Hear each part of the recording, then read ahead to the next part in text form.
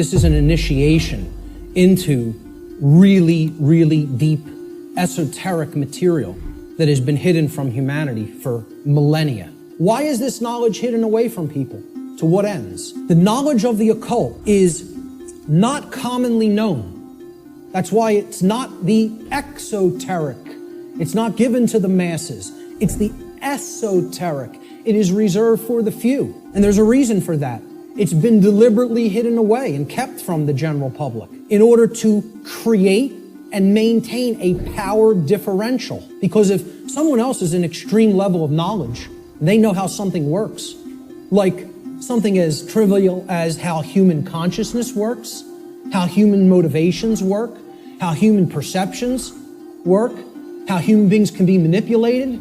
If somebody has deep knowledge of that information, and there's a whole bunch of people who have not one iota of how that works. What kind of a number do you think somebody can do on people like that? From my years of being inside occult traditions that are very, very dark, I'm telling you, this is what they don't want you to know. So what this presentation constitutes is a master key that unlocks all the locks to all the doors on all the cages.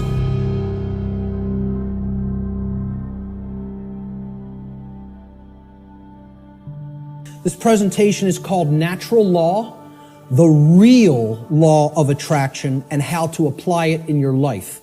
And I emphasize that term, real law of attraction. Many people will be familiar with the New Age variants of the so-called law or laws of attraction. And this is going to differ quite widely from what people have heard in the New Age community and in the New Age movement regarding what the law or laws of attraction are. These are the real laws of attraction you're going to be hearing today and hopefully understanding today. Human beings should consider with great care where their information comes from, the source for the information. And this is because by refusing to present certain information and by influencing people to dismiss, to dissuade them from looking into certain information because they're telling you that it's unimportant or unnecessary to consider, many modern institutions like media, like so-called education institutions, are seeking to actually control human perceptions, or let's call it outright what it really is, to control the mind, okay?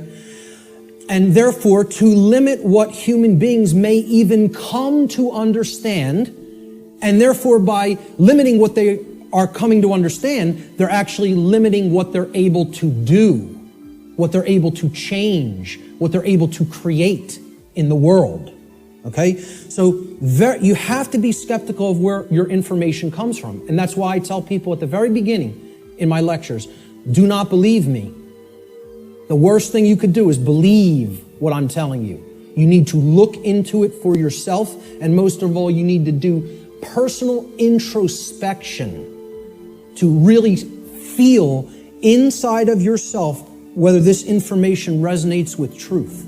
Everybody has that intuitive capacity. That also has to be turned on and engaged and used.